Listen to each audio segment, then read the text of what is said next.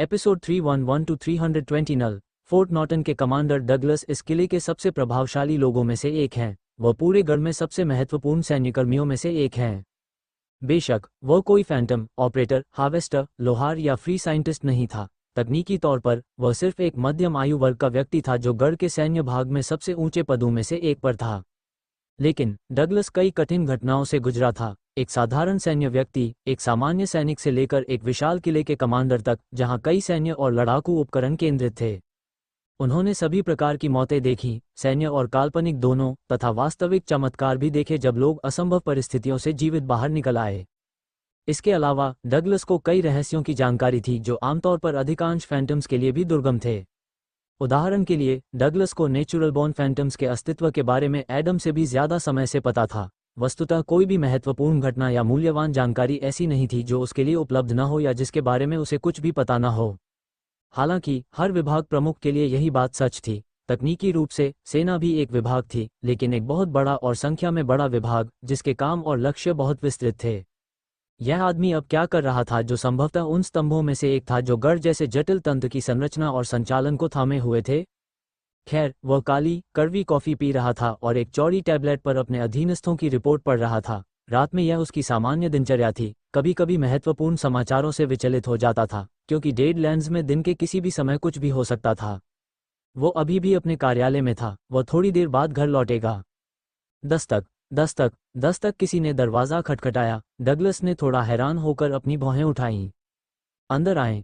कंधे तक काले बाल वाली एक छोटी लड़की अंदर आई। वह एक साधारण ऑफिस कर्मचारी की तरह कपड़े पहने थी। उसके चेहरे पर चिंता का भाव था, जैसे उसे अभी अभी कोई महत्वपूर्ण बात पता चली हो। मिस्टर डगलस, मुझे लगता है कि आप जानते हैं कि एडम और कैटरिन आज ब्लैक सिंडर फॉरेस्ट में इनिशियल जीन बदलने और गोल्डन लाइट स्क्वाड के साथ अपने अस्थायी गठबंधन के बारे में बात करने गए थे, लड़की ने अनिश्चितता से कहा। जरूर, डगलस ने सिर हिलाया। ऐसा अक्सर नहीं होता कि फैंटम्स अपना इनिशियल जीन बदलना चाहें। यह इस दिन की एक उल्लेखनीय घटना है। इसके अलावा हमने इग्नो इंटनेस्ट घटना के कारण वहां बहुत सारे लड़ाके भेजे थे। डगलस ने अपनी घड़ी पर नजर डाली, समय देखा, फिर लड़की को गौर से देखा। क्या कुछ महत्वपूर्ण हुआ है जिसके बारे में मुझे पता होना चाहिए? समय को देखते हुए उन्हें अब तक अपने घर के रास्ते पर होना चाहिए था, डगलस ने शांति से कहा, अपने शब्दों में पूरी तरह से आश्वस्त। लड़की ने सिर हिलाया। डगलस ने तुरंत उसकी निगाहों में चिंता को पहचान लिया। उसे पहले ही एहसास हो गया था कि उसकी शांत शाम बस खत्म हो गई है। एडम विंटर, उनकी टीम के साथी कैटरिन, ओस्कर वर्ग और गोल्डन लाइट स्क्वाड के बाकी सदस्यों पर एसेन स्कारलेट पायरोमेंसर ने हमला किया है। डगलस ने असमंजस में अपना सिर झुका लिया।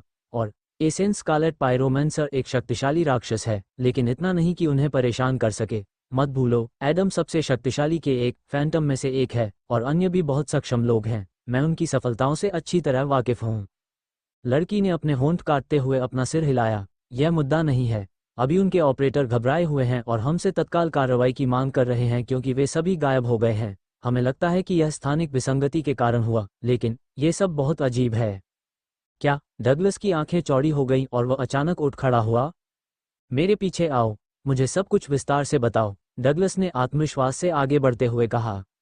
जरूर, लड़की ने सिर हिलाया और उसके पीछे दौड़ी। जब तक डगलस फोर्ट नॉर्टन के मुख्य आपातकालीन कक्ष में पहुंचे, तब तक उन्हें घटना के बारे में पूरी जानकारी हो चुकी थी। मैं समझ गया, डगलस ने स्क्रीन की ओर देखते हुए कहा, जहां गिरे हुए काले पेड़ की स्थिर छवि थी। खम्मा, स्थानिक विसंगतियां दुर्लभ हैं, लेकिन वे समय समय पर दिखाई देती हैं। इसके अलावा स्कारलेट पायरोमेंसर पर ग्रे स्टॉकर्स द्वारा हमला किया गया था, जिसका अर्थ है कि यह एक ही विसंगति के साथ कई बार हुआ। डगलस ने सोच समझकर अपनी छोटी काली दाढ़ी को रगड़ते हुए कहा। डगलस स्कारलेट पायरोमेंसर को ज्वालामुखी से जबरन दूसरे स्थान पर ले जाने की बात कर रहे थे।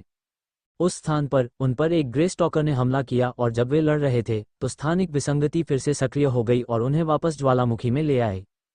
फिर अगली बार जब स्थानिक विसंगति सक्रिय हुई तो उसने एक विस्तृत दायरे में सभी को निगल लिया और उन्हें उस स्थान पर ले गया जहां पहले स्कारलेट पायरोमेंसर और ग्रे स्टॉकर थे। जिसके बारे में बात कर रहे हैं वे वास्तव में कहां गए?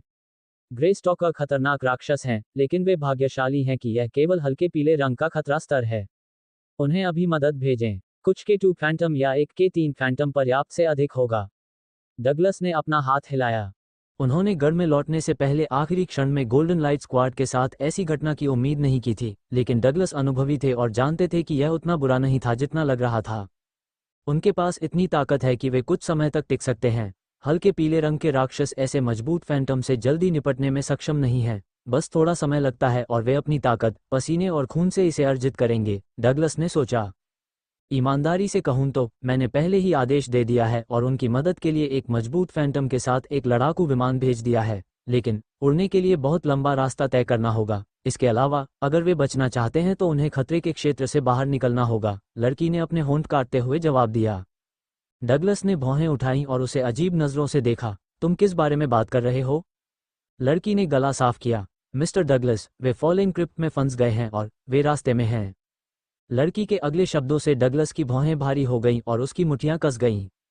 भाड़ में जाओ, एडम, लगता है तुम्हारी प्रकृति एक बार फिर तुम्हारे लिए जानलेवा खतरा लेकर आई है, लेकिन इस बार तुम्हें और तुम्हारे साथियों को शुरू से अंत तक सब कुछ संभालना होगा। लड़की की बात सुनकर डगलस मन ही मन बुदबुदाया। दूर भूमि के ऊपर से हवा की शांत धाराएं गुजर रही थीं, जिससे उस क्षेत्र में छाए घने काले कोहरे को छंट गया।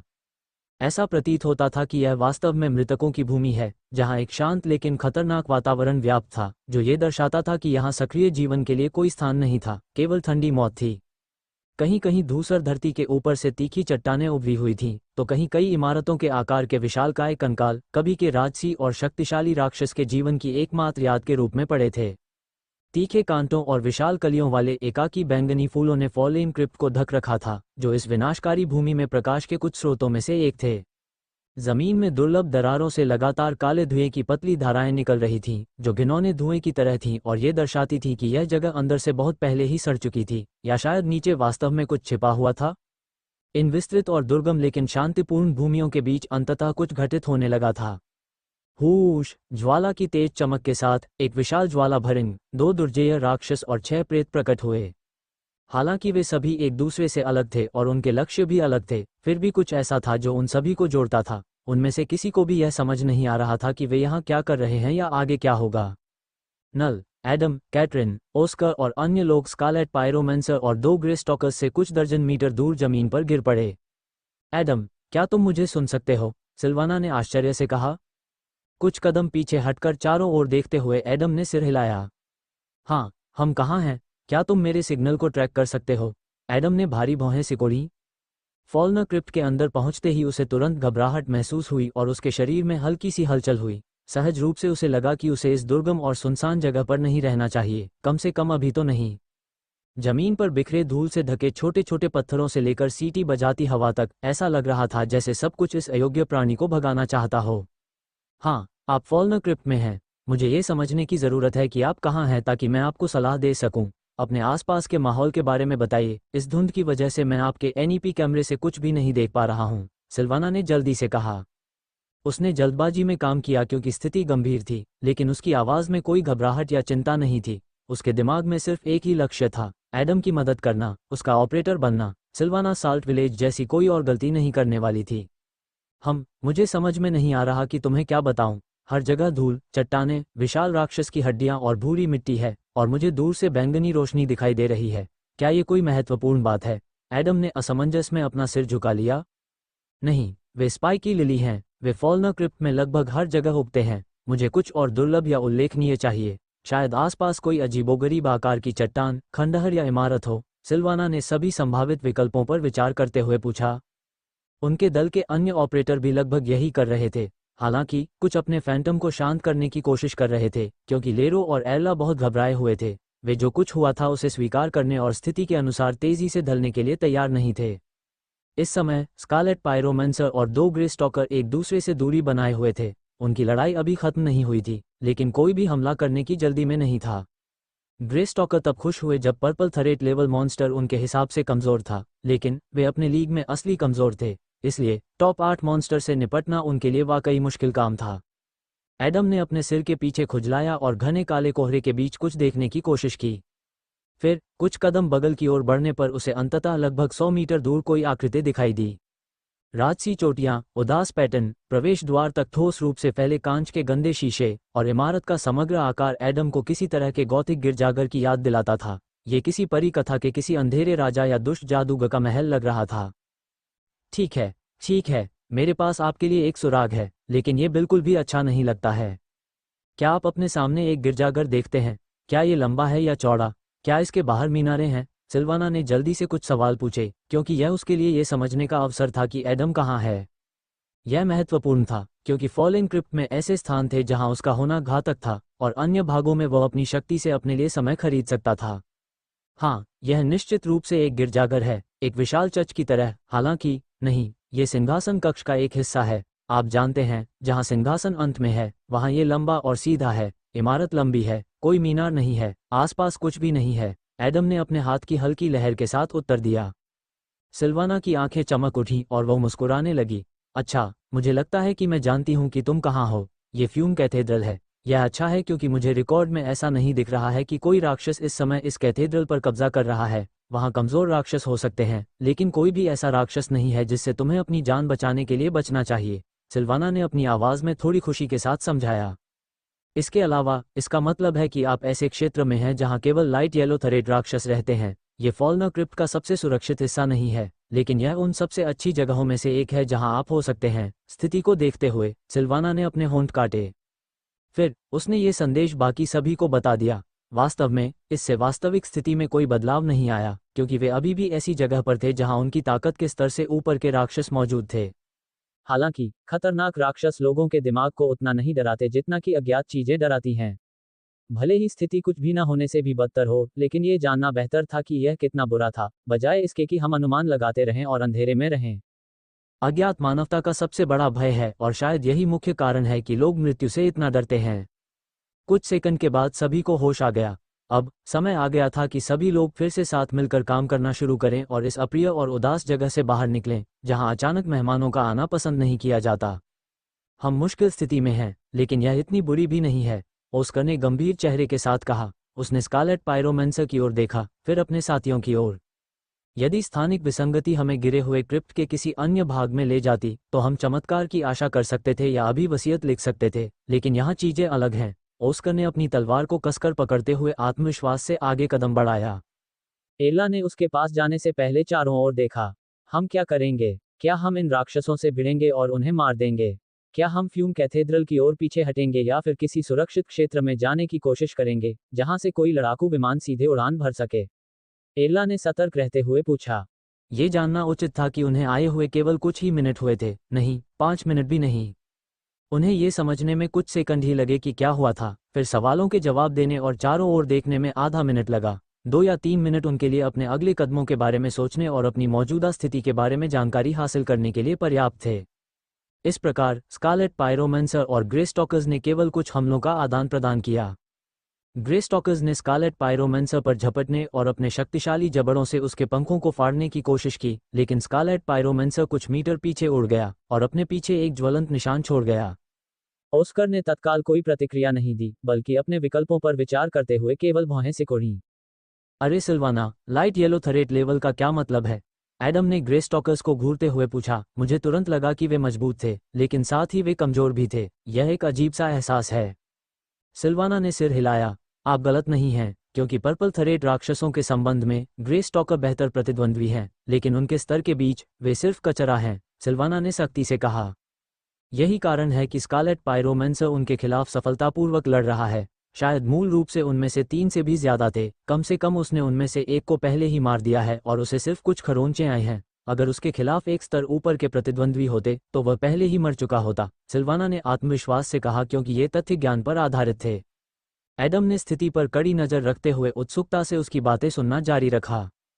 जैसा कि आप जानते हैं कि K0 और K1 फैंटम के लिए राक्षस कठिनाई के 4 स्तर हैं। K0 फैंटम के लिए ये सफ़ेद और हरा खतरा स्तर है, और K1 फैंटम के लिए यह नीला और बैंगनी खतरा स्तर है। लेकिन जैसे जैसे आप अगले स्तर पर जाते हैं, फैंटम और राक्षसों दोनों के लिए चीज़ें काफ़ी बदल जाती हैं।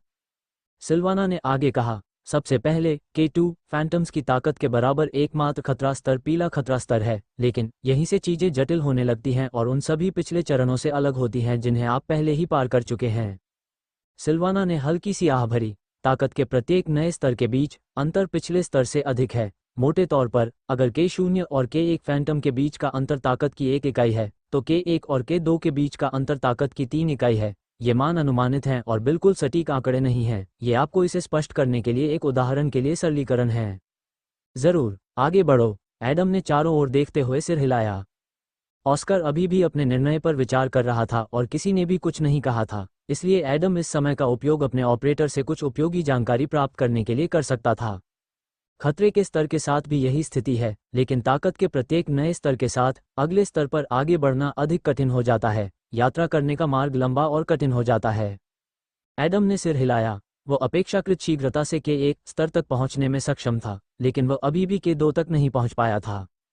निश्चित रूप से इसके पीछे कई अन्य कारण भी थे, सिवाय इसके कि K1 से K2 तक का मार्ग K0 से K1 तक के मार्ग से अधिक लंबा था, लेकिन मुद्दा बना रहा।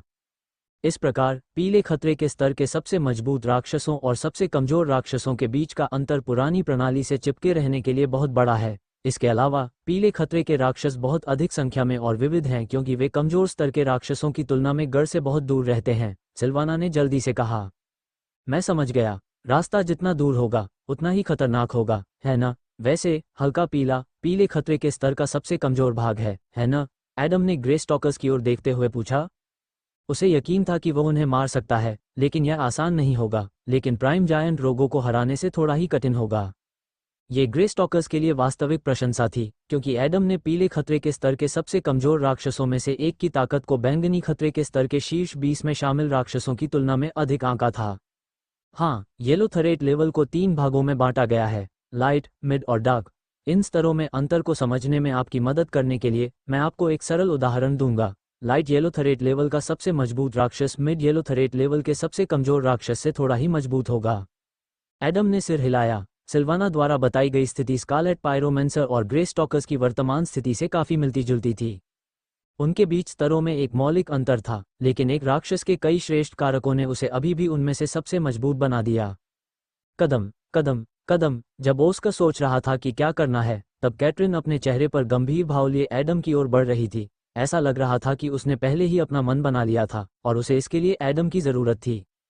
आर जी घा। ग्रे स्टॉकर चिढ़कर गुर्राने लगे, जैसे नाराज कुत्ते अपने शिकार को पकड़ नहीं पा रहे हों। एक नज़र में वे फिर से स्कारलेट पायरोमेंसर पर झपट पड़े, ठंडी ग्रे जमीन पर पंजे के निशान छोड़ गए।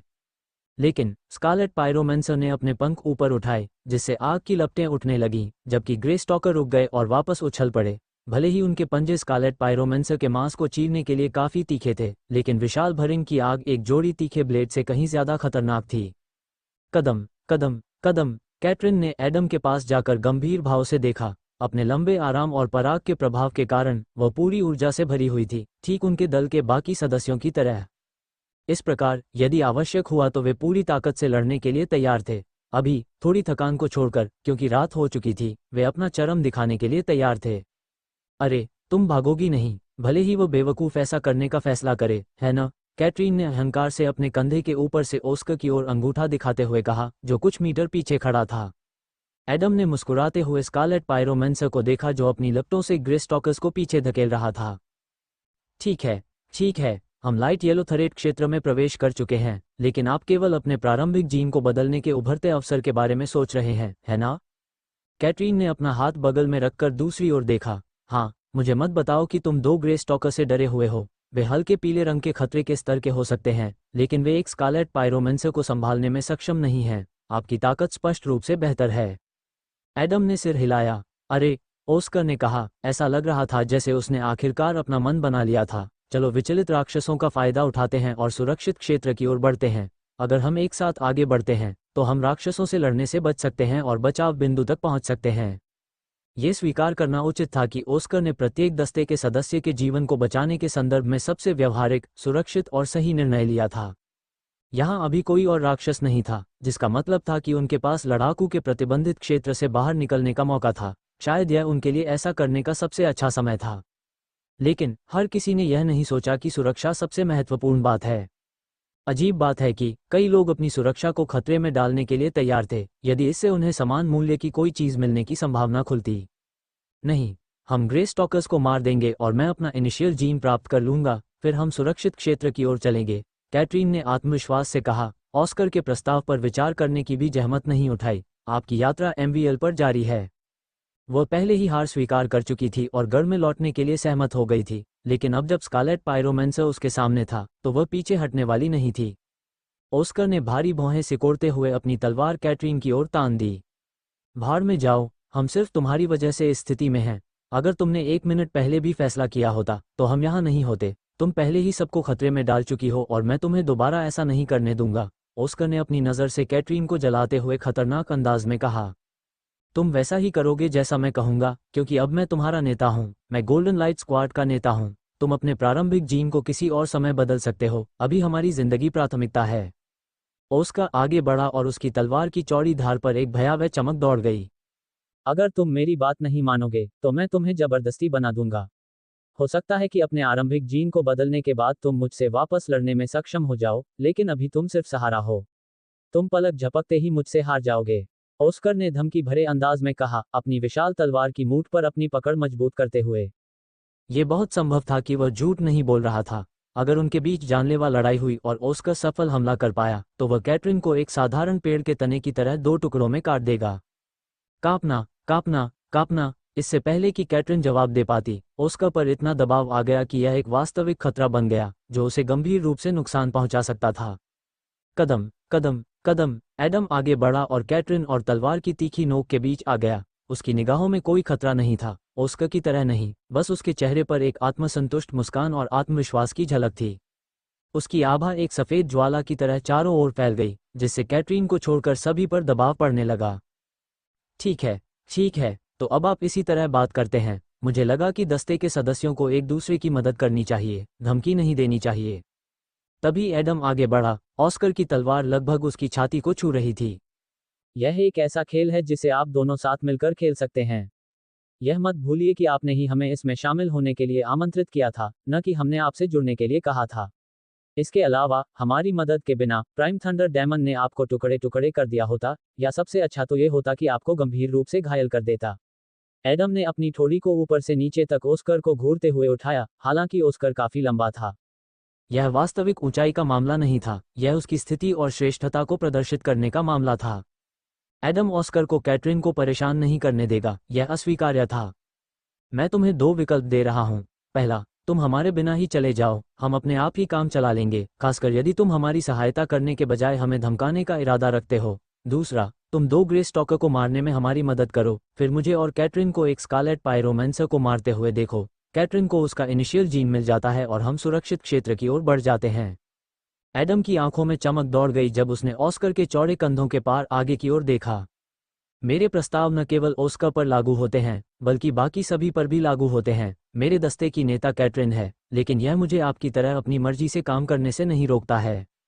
ऑस्कर ने भारी भौहें सिकोड़ी और दांत पीस लिए। वह ये स्वीकार नहीं करना चाहता था, लेकिन वह एडम से लड़ने का जोखिम नहीं उठा सकता था। यह उसके स्तर से ऊपर का प्रतिद्वंद्वी था। इसके अलावा, भले ही वे ताकत में लगभग बराबर हों, फिर भी एडम जीत जाएगा। ऑस्कर के पास शक्तिशाली हमले और क्षमताएं थीं, लेकिन इसका मतलब यह था कि वह तेज दुश्मनों के साथ तालमेल नहीं रख पा रहा था। इसके अलावा, एडम की क्षमताओं की प्रकृति को देखते हुए, ऑस्कर एडम के हमलों से खुद का बचाव करने में सक्षम नहीं होगा। जैसे ही ऑस्कर ने अपनी संभावित लड़ाई के बारे में सोचा, उसके दिमाग में एडम की सुई के आसानी से उसके दिल में घुस जाने का दृश्य उभर आया। कदम, कदम, कदम। अचानक ओसाना आगे बढ़ी। स्थिति तनावपूर्ण थी, लगभग गंभीर, लेकिन इसके बावजूद वह चेहरे पर हल्की मुस्कान और भारी सिकुड़ी हुई आंखों के साथ चल रही थी। आह, ओसाना! ऑस्कर की आंखें चौड़ी हो गईं। ओसाना ने अपनी लंबी छड़ी को सामने रखते हुए कुछ कदम आगे बढ़ाए और एडम के पास रुक गई। मुझे लगता है कि बहस करने के बजाय हमें राक्षसों को मारने के अपने सीधे कर्तव्य पर ध्यान देना चाहिए। मैं खुद ग्रे स्टॉकर और स्कारलेट पायरोमैंसर को मारने में असमर्थ हूं, लेकिन तुम या एडम मार सकते हो, ओसाना ने शांति से कहा, लेकिन उसके शब्दों में खतरनाक चालाकी के साथ धमकी भी थी, जैसे कोई अदृश्य सांप ऑस्कर की गर्दन के चारों ओर लिपटा हुआ उसके कान में फुसफुसा रहा हो। ऑस्कर, यदि तुम राक्षसों को मारना नहीं चाहते, तो मैं किसी ऐसे व्यक्ति की मदद करूंगी जो ऐसा करने को तैयार हो, ओसाना ने आत्मविश्वास से कहा। हूश! अचानक स्कारलेट पायरोमैंसर का शरीर कांप उठा और वह एक ज्वलंत चमक में बदल गया। एक ही पल में वह ग्रे स्टॉकर के सामने प्रकट हुआ और अपने भाले जैसे लंबे जलते सींग से राक्षस के शरीर को छेद दिया। कुछ ही सेकंड में ग्रे स्टॉकर राख के ढेर में तब्दील हो गया और उसके लंबे सींग पर जला हुआ काला कंकाल लगा हुआ था।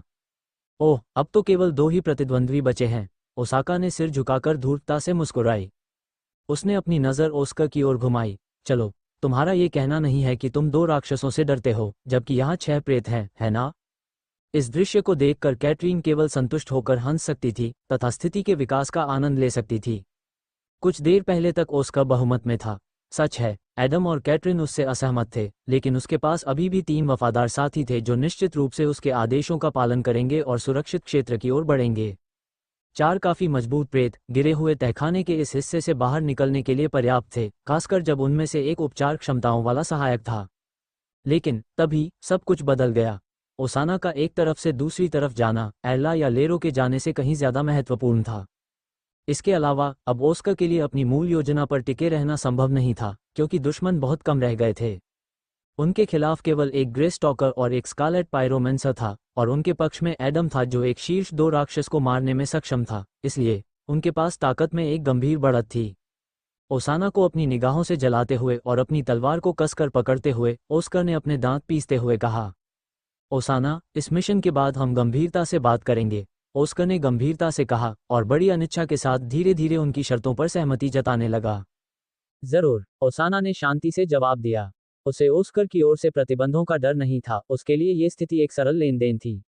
उसने ओस्कर के सम्मान को एडम के सम्मान के साथ बदल दिया था, यह एक अनुकूल सौदा था। फिर ओस्कर ने बचे हुए ग्रे स्टॉकर की ओर देखा। ठीक है, चलो उसे मार देते हैं, फिर तुम जल्दी से स्कारलेट पायरोमेंसर को खत्म कर दो और हम इस घटिया स्थिति से निपट लेंगे। ओस्कर ने आगे बढ़ने से पहले कहा, आत्मविश्वास से ग्रे स्टॉकर की ओर बढ़ रहा था। एडम ने सिर हिलाया और ओसाना की ओर एक नज़र डाली। मुझसे यह उम्मीद मत करो कि मैं तुम्हारा धन्यवाद करूंगा, ये तो एक बच्चे को भी स्पष्ट है कि तुमने ये हमारे लिए नहीं बल्कि अपने लिए किया है। एडम ने शांति से कहा, अपनी आंखें थोड़ी सिकोड़ते हुए। ओसाना ने अपनी छोटी उंगली से उसके गुलाबी होठों को छुआ और हल्की सी मुस्कुराई। जरूर, लेकिन अब आप जो भी कहेंगे उसका कोई मतलब नहीं है, क्योंकि मैंने जो किया वह हमेशा के लिए आपकी यादों में अंकित हो जाएगा और उसका उचित प्रभाव पड़ेगा। एडम ने स्पष्ट रूप से आश्चर्यचकित होकर अपनी भौहें उठाईं। अरे, तुम अपने इरादे भी नहीं छिपा रहे हो। खैर, मैं इस बात से इनकार नहीं करूंगा कि अब मैं तुम्हें अलग नजरिए से देखता हूं, लेकिन जल्दी से जल्दी निष्कर्ष पर मत पहुंचो। एडम ने शांति से जवाब दिया, ऑस्कर की बात मानते हुए। कैटरीन, आओ, स्कारलेट पायरोमेंसर को मारने और एक नया इनिशियल जीन प्राप्त करने का समय आ गया है ना? कैटरीन ने उसकी ओर देखा और उसकी आंखें उत्साह से चमक उठीं। उसने अपनी छड़ी को और कसकर पकड़ लिया और अपनी नज़र स्कारलेट पायरोमेंसर की ओर घुमाई। कभी कभी किसी के लिए बुरी किस्मत किसी और के लिए सौभाग्य बन सकती है, और अभी कैटरीन उसके लिए सही पक्ष में थी। जरूर, उस दयनीय कुत्ते को मार डालो, कैटरीन ने बड़ी मुस्कान के साथ कहा। कदम कदम कदम। उसी समय एडम और ओस्कर आगे की ओर दौड़े। हालांकि वे संघर्ष में थे, लेकिन वे दोनों समय रहते संभल गए और अपनी भावनाओं पर नियंत्रण पा लिया। ग्रे स्टॉकर के पास दौड़ते हुए एडम और ओस्कर ने एक दूसरे को देखा, थोड़ा सिर हिलाया और राक्षस को दोनों तरफ से घेर लिया। ओस्कर ने पहले हमला किया। उसने अपनी विशाल तलवार को अपने सिर के ऊपर उठाया और तेजी से ग्रे स्टॉकर पर गिराया। अजीब बात यह रही कि ओस्कर का हमला सफल रहा। उसकी तलवार ने अपने निशाने पर सटीक निशाना लगाया और ग्रे स्टॉकर के शरीर में धंस गई। क्या बकवास है! ओस्कर की आंखें अपनी तलवार को देखकर चौड़ी हो गई जो ग्रे स्टॉकर में फंस गई थी। ओस्कर को पूरा विश्वास था कि वह राक्षस को 2 टुकड़ों में काट देगा, क्योंकि ग्रे स्टॉकर के पास उसकी खाल के अलावा कोई अतिरिक्त बचाव नहीं था, लेकिन ऐसा नहीं हुआ। उसकी तलवार कुछ सेंटीमीटर से ज्यादा अंदर तक नहीं घुस पा रही थी। ओस्कर को यह भी यकीन नहीं था कि उसकी तलवार राक्षस की हड्डी तक पहुंच भी पाएगी या नहीं, और इससे वह वाकई में सावधान हो गया। RRRRRGHHHHH। ग्रे स्टॉकर ने ऑस्कर पर झपट्टा मारने से पहले दहाड़ते हुए अपने तीखे पंजों से ऑस्कर की छाती को निशाना बनाया। बाम MVL के जरिए अपडेट रहे तुरंत ही एडम ऑस्कर के पास आ गया, जिसने अचानक पलटकर अपना पैर ग्रे स्टॉकर के जबड़े पर दे मारा। लात सीधी और स्पष्ट थी, जबरदस्त ताकत और उससे भी अधिक गति के साथ। ग्रे स्टॉकर के आकार को देखते हुए प्रभाव ने राक्षस को एक तरफ फेंक दिया होगा और उसके जबड़े को गंभीर क्षति पहुंचाई होगी। कांपना कांपना कांपना। ग्रे स्टॉकर की त्वचा कांप उठी। राक्षस के चेहरे पर लहरें ऐसे गुजरी जैसे वह शांत पानी की सतह हो जो अचानक गिरे पत्थर से अशांत हो गई हो, और कांपना उतनी ही जल्दी बंद हो गया जितनी जल्दी शुरू हुआ था। हूश! एक ही धड़कन में ग्रे स्टॉकर ने तेजी से अपना सिर घुमाया और एडम के चेहरे के सामने अपने शक्तिशाली जबड़े बंद कर दिए, जैसे कि वह एक शक्तिशाली फंदा हो जो एडम के सिर को उसके शरीर से अलग कर देगा। एडम की आंखें अविश्वास से चौड़ी हो गईं। उसे यकीन नहीं हो रहा था कि ग्रे स्टॉकर जैसा कमजोर दिखने वाला राक्षस सिर्फ 1 सेकंड में उसके हमले से उबर सकता है। मैं समझ गया, तो स्तरों के बीच इतना बड़ा अंतर है न? पर्पल थरेट लेवल के सबसे कमजोर राक्षस का सिर मेरी लात से फट गया होगा, ये पक्का है, लेकिन इसका उस पर एक साधारण थप्पड़ से भी कमजोर असर हुआ। धिक्कार है, और यह सिर्फ शारीरिक आंकड़े हैं। अविश्वसनीय। एडम ने सोचा, जबकि ग्रे स्टॉकर का जबड़ा उसके चेहरे के सामने खुल गया। दांत तीखे और लंबे थे, जो एडम की गर्दन में धंसने वाले थे। उसकी खाल उसके पूरे शरीर की तरह ही सख्त है। लेकिन एडम ने मन ही मन ग्रे स्टॉकर के लंबे कानों की ओर देखते हुए कहा, अंदर से हम सभी शारीरिक और मानसिक दोनों रूप से कमजोर और असुरक्षित हैं। होश। एडम की पीठ पीछे की ओर झुक गई, जिससे उसकी हड्डियां चटकने लगीं। ग्रे स्टॉकर के पास प्रतिक्रिया करने और अपने हमले की दिशा बदलने का समय नहीं था, इसलिए राक्षस का खुला जबड़ा एडम के सिर पर जा गिरा। फिर एडम की बाहें तेजी से ग्रे स्टॉकर के सिर की ओर बढ़ीं। उसने अपनी शक्तिशाली हथेलियों से एक बार उस आदमी के सिर पर वार किया, लेकिन उसे एहसास हुआ कि ग्रे स्टॉकर के खिलाफ ऐसा करना असंभव था। उसकी हथेलियां राक्षस की मोटी खाल को जरा भी नुकसान नहीं पहुंचा पाती। ग्रे स्टॉकर का सिर तो दूर की बात है, उसे विस्फोटित करना भी संभव नहीं था। लेकिन एडम का लक्ष्य कुछ और था। क्रैकल। एडम ने अपनी मध्यमा उंगलियों को सीधा आगे की ओर बढ़ाया और फिर उन्हें ग्रे स्टॉकर के कानों में डालकर राक्षस के मस्तिष्क तक पहुंचाया। काले रक्त की 2 धाराएं बह निकलीं, जो एडम की भुजाओं से होते हुए उसकी कलाइयों से नीचे बह रही थीं, जबकि ग्रे स्टॉकर का चेहरा दर्द से तड़प रहा था। ऐसा लग रहा था जैसे राक्षस अपने सिर में मौजूद विदेशी वस्तु से छुटकारा पाने की कोशिश कर रहा था, लेकिन तब तक बहुत देर हो चुकी थी। ग्रे स्टॉकर के कान उसकी कमजोरी थे, क्योंकि खोपड़ी की लंबी संरचना के कारण वे पूरी तरह से खुले हुए थे और मस्तिष्क के बहुत करीब थे। खून की कुछ बूंदें एडम के शांत चेहरे पर गिरी, क्योंकि राक्षस का सिर उसके ठीक ऊपर था। मुझे लगता है मुझे तुम्हें बधाई देनी चाहिए। बहुत कम के 1 फैंटम्स ने लाइट येलो थरेट मॉन्स्टर्स को मारा है। यह एक तरह से बहुत बड़ी उपलब्धि है, सिल्वाना ने अपनी आवाज में थोड़ा गर्व के साथ कहा। हालांकि एडम ने उसका उत्साह साझा नहीं किया। वे वास्तव में मजबूत हैं, लेकिन कुछ एसेंस थंडर डेमन उनमें से 10 को भी फाड़ देंगे। ग्रे स्टॉकर मजबूत हैं, लेकिन वे कुछ भी नहीं हैं। मैं कहूंगा कि वे सिर्फ सुस्त और उबाऊ प्रतिद्वंद्वी हैं। एडम ने राक्षस के कानों से अपनी उंगलियां खींचने और उसके शव को ठंडी ग्रे जमीन पर गिराने से पहले शांति से कहा। फिर एडम ने एक कदम आगे बढ़ाया और अपनी खुली हथेली से रिवॉल्व का आह्वान करते हुए अपना हाथ आगे बढ़ाया।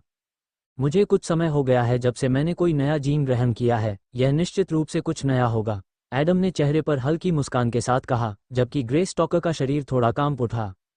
अजीब बात यह है कि फैंटम जितना अधिक शक्तिशाली होता गया, उसे साधारण राक्षसों के जीन की उतनी ही कम आवश्यकता पड़ी। शुरुआत में एडम को अधिक शक्तिशाली बनने के लिए अधिक से अधिक जीन एकत्रित करने की आवश्यकता थी, विशेष रूप से तब जब उसे अपने लॉक के चारों ओर जंजीरों को भरने के लिए जीन की आवश्यकता थी। 1000 तटस्थ जीन एकत्र करने के बाद ही वह पता लगा सकता था कि उसका प्रारंभिक राक्षस कहाँ था। ये K1 फैंटम बनने का सीधा रास्ता था और वास्तव में ये काफी तेजी से किया जा सकता था। लेकिन K2 तक पहुंचने का रास्ता इतना तेज नहीं था, क्योंकि वहां कई अलग अलग परिस्थितियां थीं। कलाकृतियों को इकट्ठा करना कुछ 100 जीनों से ज्यादा मुश्किल था, और मिडनाइट क्रिस्टल सभी अन्य कार्यों से परे था। इस प्रकार एडम ने बहुत पहले ही चाबी के लिए आवश्यक जीन की संख्या एकत्र कर ली थी। वास्तव में उसने अब उन राक्षसों के जीन भी एकत्र नहीं किए जिन्हें उसने मारा था, क्योंकि ऐसा करने का कोई मतलब नहीं था। जब वो अगले स्तर पर जाएगा तो उसे लुप्त जीनों को पुनः भरने के लिए केवल कुछ राक्षसों को मारना होगा। लेकिन अब जब उसने हल्के पीले रंग के खतरे वाले राक्षस को मार दिया था, तो कुछ नया देखने का समय आ गया था। कांपना, कांपना, कांपना। ग्रे स्टॉकर के शरीर से एक जीन निकला जो हल्के पीले रंग की ऊर्जा से ढका हुआ था। बाह्य रूप से जीन पीले खतरे स्तर के राक्षसों के राजसी पदानुक्रम में ग्रे स्टॉकर की तरह ही कमजोर और अस्थिर दिख रहा था। हालांकि प्रारंभिक जीन और पावर जीन जैसे विशेष जीन को ध्यान में न रखते हुए यह उच्चतम स्तर का जीन था जो एडम को प्राप्त हुआ था। ग्रे स्टॉकर हल्का पीला जीन X1 आपकी तिजोरी में रखा गया है। पीला रून एडम की हथेली के सामने बर्फ सफेद भंवर में उड़ गया और उसके अंतरिक्ष के अंदर विशाल पुस्तक की ओर बढ़ गया। विशेष रूप से ये जीन ऐसी चीज नहीं थी जिसकी एडम को किसी उद्देश्य के लिए जरूरत थी, लेकिन यह उसके मार्ग में एक तरह का मील का पत्थर था। एक तरह से या किसी अन्य रूप में अधिकांश K1 फैंटम्स हल्के पीले रंग के राक्षसों को हराने में सक्षम नहीं थे। यह अजीब तरह से संतोषजनक एहसास है, जैसे कि मैंने आखिरकार एक और कदम आगे बढ़ा लिया है। हालांकि मुझे इसके लिए अभी भी मिडनाइट क्रिस्टल की जरूरत है, एडम ने अपनी मुट्ठी को कसते हुए कहा। फिर वो एक तरफ खड़े स्कारलेट पायरोमैंसर को घूरने लगा। स्कारलेट पायरोमैंसर थंडर डेमन या नॉर्थ कीपर जितना चतुर नहीं था, लेकिन एडम के इरादों को समझने के लिए उसे चतुर या चालाक होने की आवश्यकता नहीं थी। एडम की एक नज़र ही स्कारलेट पायरोमैंसर के लिए खतरा महसूस करने के लिए पर्याप्त थी। उसे यह एहसास हुआ कि वह एक शिकारी का सामना कर रहा था जो उसे शिकार समझ रहा था। शायद कोई अन्य राक्षस भाग जाना चाहता था, लेकिन स्कारलेट पायरोमैंसर को अपनी स्थिति के कारण एक विशेष गर्व था।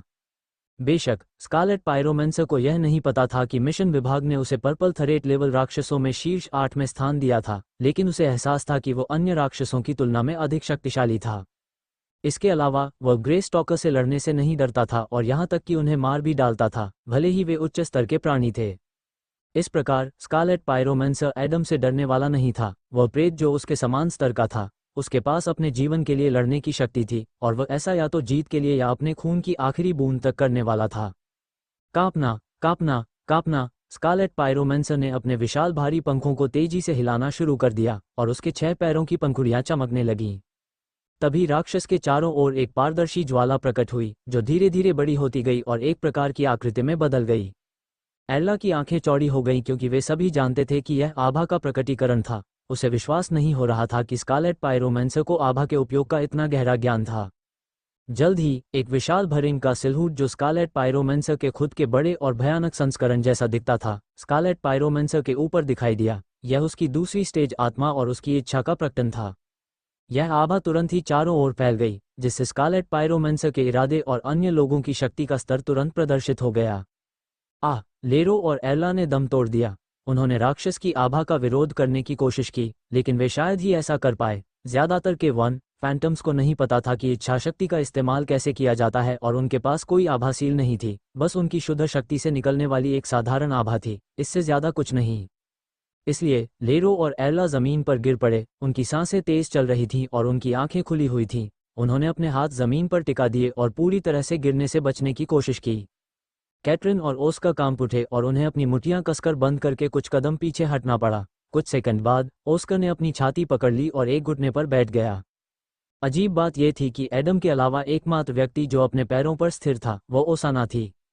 उसके चेहरे पर कोई नई भावना नहीं दिखी। उसने अभी भी एक शांत मुस्कान बनाए रखी और अपनी आंखें लगभग बंद रखी। केवल हवा उसके लंबे गुलाबी बालों को उड़ा रही थी। कैटरीन ने अविश्वास से ओसाना की ओर देखा। क्या बकवास है, वो कुतिया इतनी शांत कैसे रह सकती है? इस राक्षस की आभा ने उसे सांस लेने में मुश्किल कर दी है, कैटरीन ने अंदर से कहा। खैर, जल्द ही उसे और बाकी सभी को वांछित राहत महसूस हुई क्योंकि एडम ने भी अपनी आत्मा को मुक्त करने का निर्णय लिया। चारों ओर सफेद लपटों के रूप में एक आभा फैली हुई थी, जिसके केंद्र में एक ऐसा चेहराविहीन प्राणी था जो हजारों चांदी के धागों को एक साथ कसकर बुने जाने से बना था। तभी लाल और सफेद आभा वाले दो गोले अपने शत्रु को दबाने की कोशिश करते हुए एक दूसरे से टकराए। स्कारलेट पायरोमेंसर ने अपने पैरों के साथ साथ अपने शरीर के सभी अंगों को भी एक दूसरे के करीब दबाया। ये स्पष्ट था कि वह इस टकराव का सामना करने के लिए संघर्ष कर रहा था, लेकिन वह एडम को जीतने से रोकने के लिए पर्याप्त मजबूत था। किसी अन्य प्राणी को आभा से घायल करने के लिए दो विरोधियों के बीच ताकत में गंभीर अंतर होना चाहिए। यदि शक्ति में अंतर विनाशकारी नहीं था, तो कमजोर प्रतिद्वंद्वी दूसरे के आभा हमले का सामना कर सकता था। ओह, बुरा नहीं, बिल्कुल भी बुरा नहीं। सार राक्षस आखिरकार योग्य प्रतिद्वंद्वी हैं। एडम मुस्कुराया जबकि उनकी आभा समाप्त हो गई। कोई भी आभा दूसरे को पूरी तरह से दबाने में सक्षम नहीं थी, इसलिए टक्कर के बाद वे धीरे धीरे सफेद और लाल ज्वाला के कणों की तरह गायब हो गए। एडम मुस्कुराया और आगे बढ़ा, अपना दाहिना हाथ आगे बढ़ाया। वह अपनी सुई का इस्तेमाल करने और लड़ाई शुरू करने के लिए तैयार था। लाल रंग के पायरोमेंसर ने भी वैसा ही जवाब दिया। उसके लंबे सींग से लाल रंग की लपटें निकलने लगीं और उसकी ग्रंथियां एडम पर आग की शक्तिशाली धारा छोड़ने की तैयारी में फूलने लगीं। कांपना, कांपना, कांपना। उसी क्षण जमीन हिल गई और दरारों से निकलने वाले काले धुएं की धाराएं सतह को ढकने लगीं और अधिक मोटी हो गईं। Crackle, crackle, crackle. कुछ स्थानों पर, मानो किसी के आदेश पर, भयानक, अप्रिय और घृणित दिखने वाले शरीर वाले कई विशालकाय राक्षस जमीन से उभर आए। वे केवल 5 थे और यद्यपि वे एक ही समय में प्रकट हुए, फिर भी उन पर किसी का नियंत्रण नहीं था। इसके लिए एडम और स्कारलेट पायरोमेंसर को दोषी ठहराया गया। ग्रे स्टॉकर के खिलाफ लड़ाई के दौरान ऊर्जा के छोटे छोटे विस्फोट फ्यूम कैथेड्रल के पास इस क्षेत्र में छिपे राक्षसों को परेशान नहीं कर सकते थे, लेकिन एडम और स्कारलेट पायरोमेंसर की आभा ने इस भूमि के निवासियों को आकर्षित किया था। एडम ने निकटतम राक्षस की ओर मुड़कर भौहें सिकोड़ी, मक पर रोमांच खोजें। हे भगवान, तुम बहुत बुरे हो। एडम ने भारी भौहें सिकोड़ते हुए उस विशालकाय राक्षस को देखा जो उसके ऊपर खड़ा था। उसका चेहरा किसी विकृत मानव मुखौटे की तरह डरावना था और चेहरे पर एक स्थायी जमी हुई मुस्कान थी। कांपना, कांपना, कांपना। जमीन एक बार फिर हिली, जिससे कई आकृतियां दिखाई दी जो काले कोहरे की घनी चादर के पीछे छिपी थीं, लेकिन स्पष्ट रूप से उनकी दिशा में आ रही थीं। एडम ने अपनी आंखें सिकोड़ ली। उसका फ्यूम कैथेड्रल के आसपास के सभी राक्षसों का ध्यान आकर्षित करने का कोई इरादा नहीं था, लेकिन वह और कुछ नहीं कर सकता था। ठीक है, ठीक है, डेडलैंड्स में अब तक जितने भी लोगों से मैं मिला हूं, उनमें से तुम सबसे विचित्र हो। एडम ने राक्षस को घूर कर देखा, जिसका चेहरा एक खौफनाक मुखौटे की तरह लग रहा था और उस पर हमेशा जमी हुई मुस्कान थी। मुखौटे पर बनी आंखें राक्षस के चेहरे का हिस्सा थीं, वे पूरी तरह से काली थीं और धीरे धीरे बहते काले आंसुओं से ऐसी लग रही थीं मानो आंखों में मोटी स्याही हो। राक्षस का शरीर लंबा और लंबा था, केवल भूरे रंग की त्वचा से ढका हुआ था, जो धड़ पर कीलों से फैली हुई थी, जो सभी अंगों को एक साथ जोड़े हुए थीं। और यह एक खौफनाक कीड़े या शायद एक सांप जैसा दिख सकता था, लेकिन यह सही परिभाषा नहीं थी, क्योंकि यह राक्षस किसी भी चीज की तुलना में एक सेंटीपीड जैसा अधिक दिखता था। क्रैकल क्रैकल क्रैकल, दर्जनों सफ़ेद भुजाएं जो मानव भुजाओं से बहुत मिलती जुलती थीं, केवल थोड़ी लंबी और तीखे पंजों वाली, राक्षस के शरीर के साथ साथ चलते समय एक भयानक चटकने वाली आवाज़ करती थीं। यह अपने अंगों का इस्तेमाल ज़मीन से संपर्क बनाए रखने के लिए पैरों के रूप में और अपने शिकार तक पहुंचने के लिए कई भुजाओं के रूप में करता था। सिल्वाना, कठपुतली और सेंटीपीड के बीच यह अनाचार पीड़िता क्या है? एडम ने भारी भौहें सिकोड़ते हुए पूछा। अपनी तीखी टिप्पणियों के बावजूद वह राक्षस की निगाहों और उससे निकलने वाली आभा से असहज था। ये ग्रे स्टॉकर की तरह एक वीपिंग रहा है। ये लाइट येलो थ्रेट लेवल है, लेकिन वे ग्रे स्टॉकर से बहुत अधिक शक्तिशाली हैं। यदि लाइट येलो राक्षसों में ग्रे स्टॉकर असली कचरा है, तो वीपिंग हराहा थोड़ा अधिक है। हालांकि लाइट येलो में उनसे अधिक शक्तिशाली कई राक्षस हैं, सिल्वाना ने तुरंत जवाब दिया। एडम ने चारों ओर नजर घुमाते हुए सिर हिलाया। वहां केवल 5 वीपिंग हराहा थे, लेकिन नए राक्षस करीब आ रहे थे, इसलिए उसे अपनी स्थिति को आसान बनाने के लिए जल्दी करने की जरूरत थी। हूश! एडम की आंखें चमक उठीं जब उसके हाथ में कई चांदी के धागों वाली एक लंबी सुई दिखाई दी, जो मोटी और लंबी थी तथा जिसकी तीखी नोक किसी भी कवच को भेदने में सक्षम थी।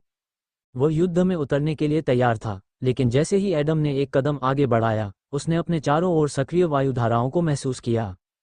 एडम ने पलटकर ओसाना को देखा, जो एडम पर फिर से अपनी क्षमता का इस्तेमाल कर रही थी। उसके पैरों पर बर्फ सफ़ेद भूतिया पंख दिखाई दिए, जो पूरी तरह से जमने से पहले थोड़ा लहराए।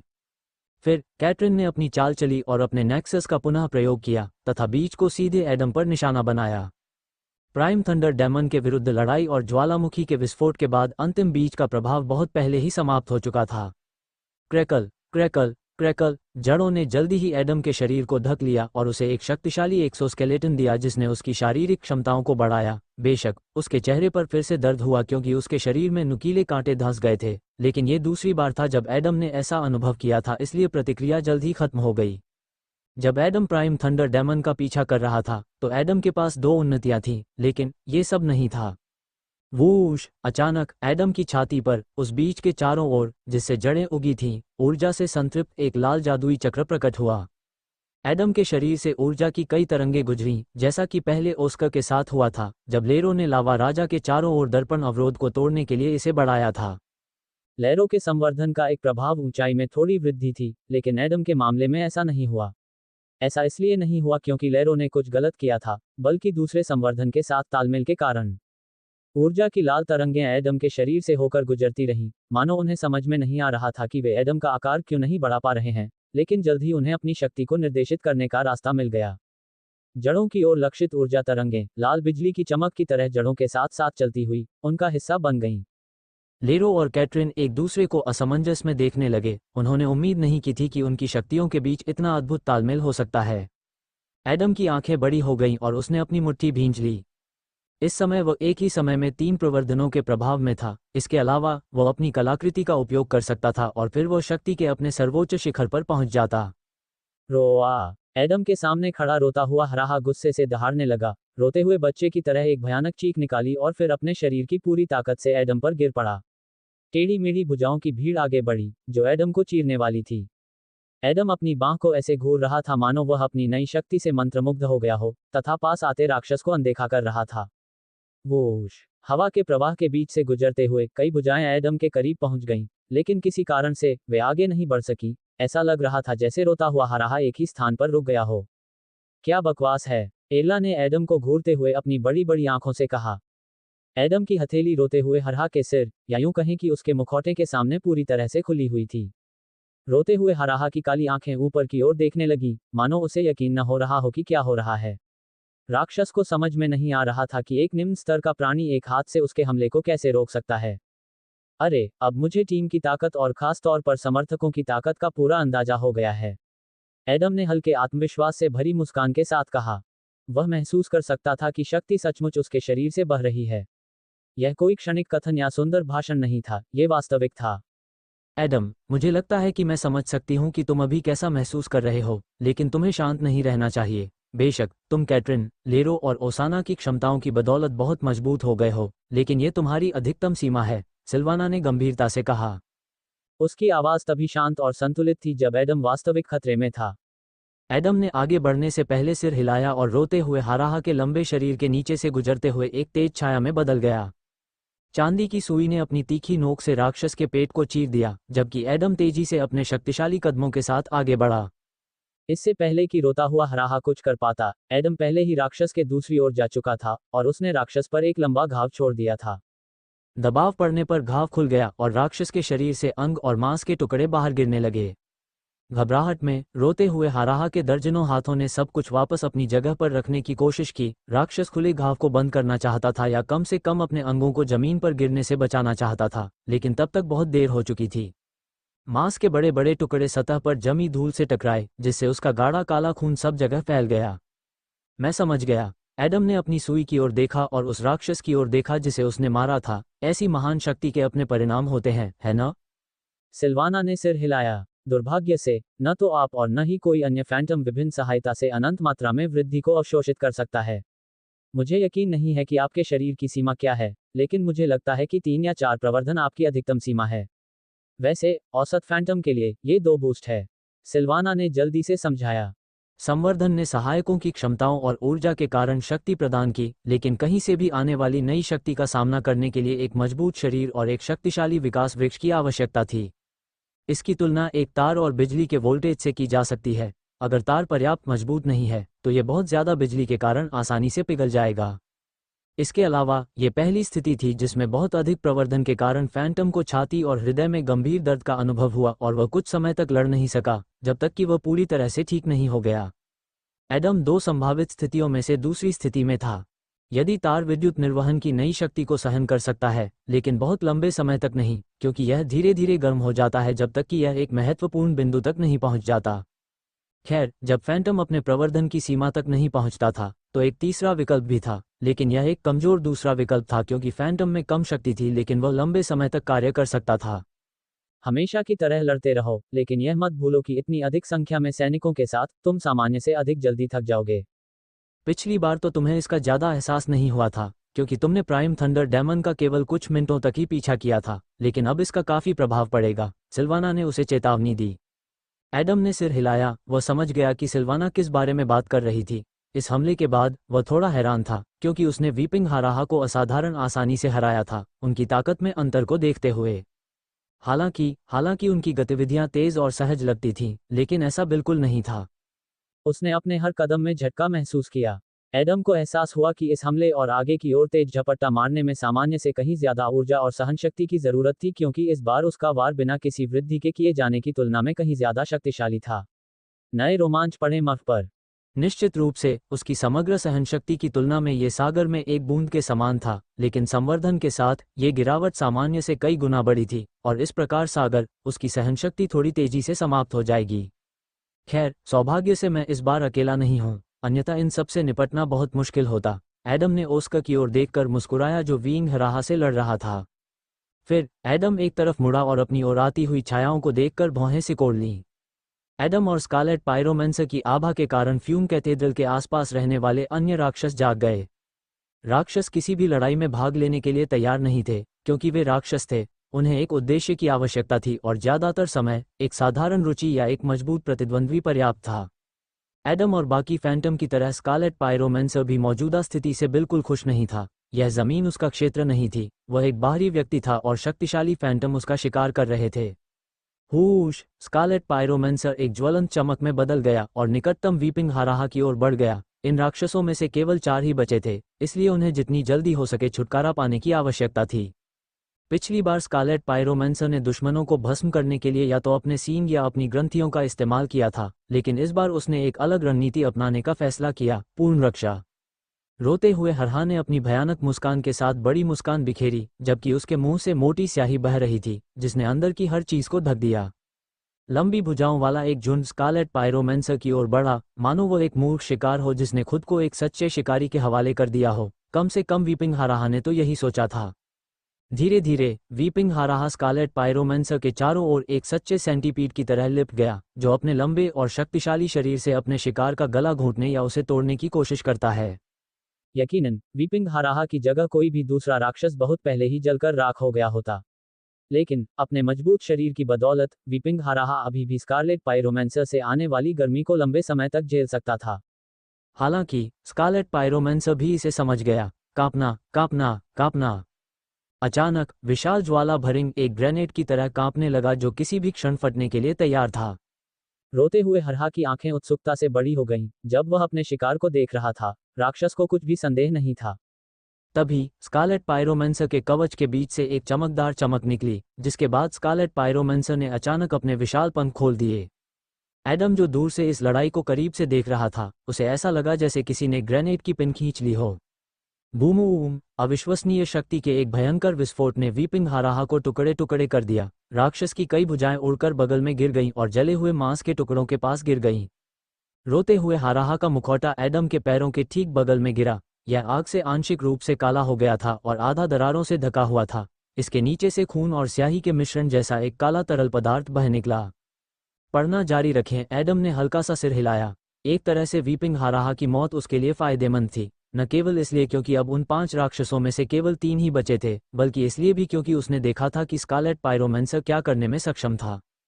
फिर एडम उस ओर मुड़ा जहां ऑस्कर खड़ा था और उसने युद्ध के बाद का दृश्य देखा। आह आह आह! ऑस्कर भारी सांस ले रहा था। उसकी आंखें थकी हुई थीं, लेकिन उसके चेहरे पर एक संतुष्ट मुस्कान थी जो बता रही थी कि वह विजेता था। उसने अपने एक हाथ से अपनी विशाल तलवार को कसकर पकड़ रखा था, जो पूरी तरह राक्षस के काले खून से सना हुआ था। हे, यह इतना भी मुश्किल नहीं था। हालांकि उनके खौफनाक रूप के बावजूद वे बहुत ही बेवकूफ राक्षस हैं। ऑस्कर ने जमीन पर बिखरे मांस के कई टुकड़ों को देखते हुए बड़बड़ाया। उसने वीपिंग हाराहा को बराबर टुकड़ों में काट दिया, जैसे कि वह किसी खौफनाक राक्षस को नहीं बल्कि सब्जी को काट रहा हो। हालांकि ऑस्कर को लहरों से भी मदद मिली। उसकी छाती पर एक लाल जादू का घेरा चमक रहा था। देखो! एरला ने गोली चलाने से पहले चिल्लाया और सीधे ऑस्कर के ऊपर खड़े वीपिंग हाराहा पर निशाना साधा। बूम! सफेद ज्वाला के एक विस्फोट ने राक्षस के सिर को ढक लिया और आग की धाराएं नीचे की ओर बहने लगीं। गोली वीपिंग हाराहा के सिर पर लगी, लेकिन एरला केवल राक्षस के सफेद मुखौटे में एक छोटी सी दरार ही डाल सकी। रोते हुए हाराहा ने अपना सिर झुकाया और संकुचित आंखों से एरला को घूरने लगा। वो इस बात से दुखी था कि एरला ने उस पर हमला किया था। ऑस्कर मुस्कुराया। उसकी मुट्ठी सुनहरी रोशनी से चमक उठी। एक ही पल में उसने अपनी हथेली को तलवार की धार पर घुमाया और उसे रोशनी की जबरदस्त ताकत से भर दिया। तभी ऑस्कर आगे बढ़ा और अपनी तलवार से हमला किया, जिससे प्रकाश की एक घनी किरण निकली जो सीधे राक्षस के मुखौटे की दरार में जा लगी। इससे पहले कि रोता हुआ हाराहा कुछ कर पाता, उसका सिर फट गया, जिससे राक्षस का विशाल शरीर जमीन पर गिर पड़ा तथा धूल का एक ऊंचा बादल उठ गया।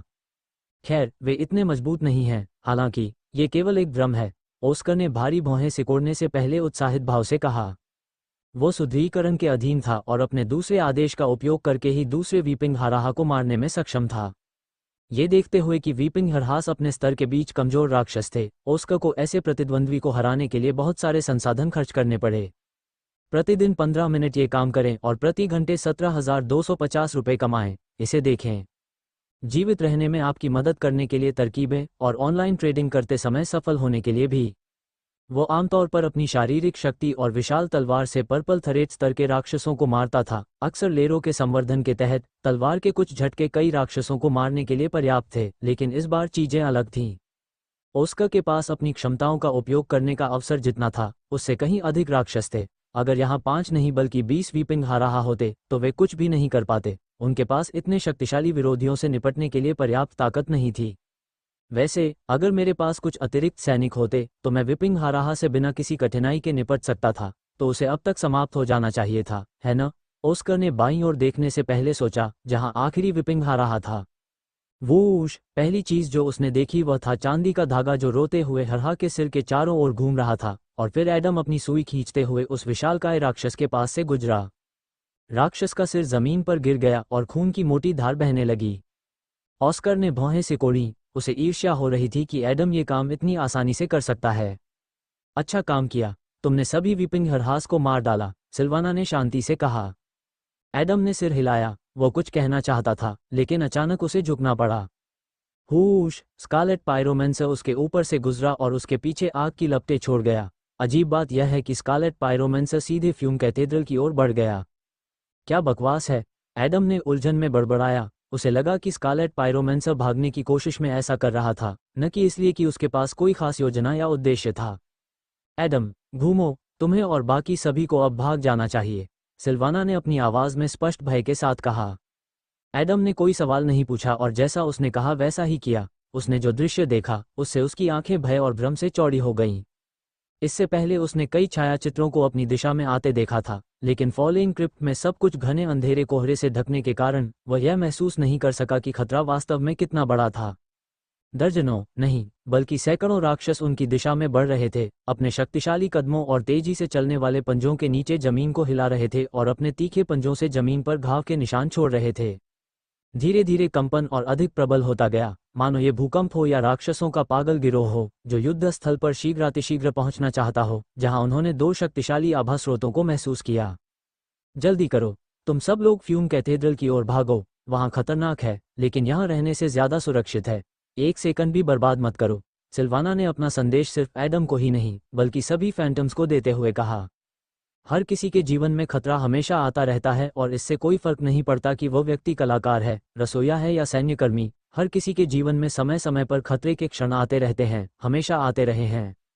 और मृत भूमि में यह अधिकतम आवृत्ति के साथ हुआ, लेकिन जो लोग सबसे अधिक बार प्राणघातक खतरे में थे वे प्रेत नहीं थे।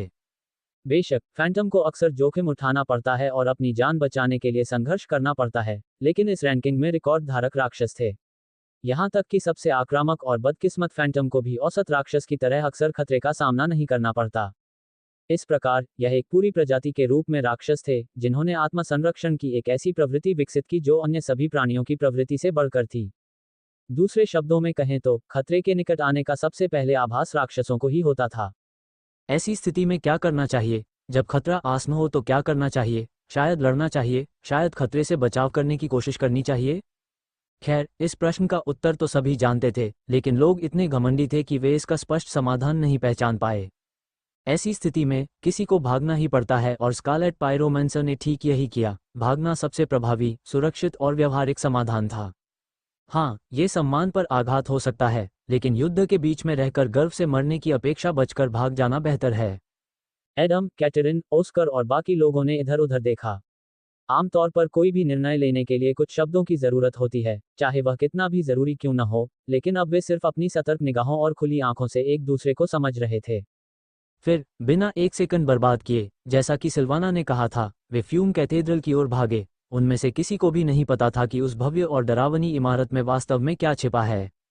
एडम ने भौहें सिकोड़ी, उसे ये स्थिति बिल्कुल पसंद नहीं थी, लेकिन उनके पास कोई और विकल्प भी नहीं था। खैर, कम से कम अब फ्यूम कैथेड्रल पर किसी शक्तिशाली राक्षस का कब्जा नहीं है, केवल वहां रहने वाले साधारण राक्षस ही हैं। सिल्वाना ने यही कहा था। एडम ने कुछ सोचा और फिर नजरें फेर लीं। ऑस्कर ने लेरो और एर्ला का हाथ थाम लिया। चूंकि वह लेरो की शक्ति और उसकी शक्तिशाली शारीरिक क्षमताओं के प्रभाव में था, इसलिए वह उन्हें अपनी पीठ पर लादकर भी जल्दी से फ्यूम कैथेड्रल तक पहुंच सकता था।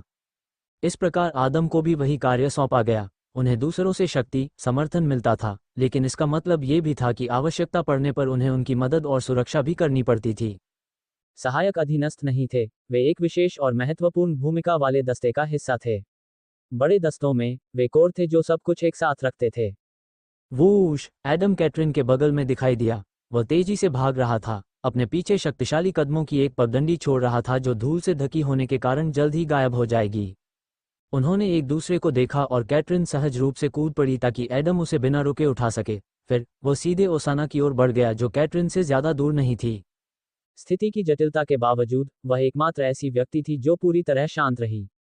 एडम की ओर देखते हुए ओसाना मुस्कुराए और आगे झुकी ताकि वह उसे एक तेज झटके में अपने कंधे पर फेंक सके। नल, एडम के कंधे पर बैठते ही ओसाना ने उसकी पीठ पर हल्के से अपनी छड़ी थपथपाई। अरे सावधान, तुम आलू की बोरी नहीं बल्कि एक मूल्यवान दस्ते के सदस्य को ले जा रहे हो, ओसाना ने चंचलता से कहा। एडम ने भौहें सिकुड़ी, लेकिन उसके पास उसे जवाब देने का समय नहीं था। उसका काम राक्षसों के पहुंचने से पहले फ्यूम कैथेड्रल पहुंचना था और उसे जल्दी करने की जरूरत थी।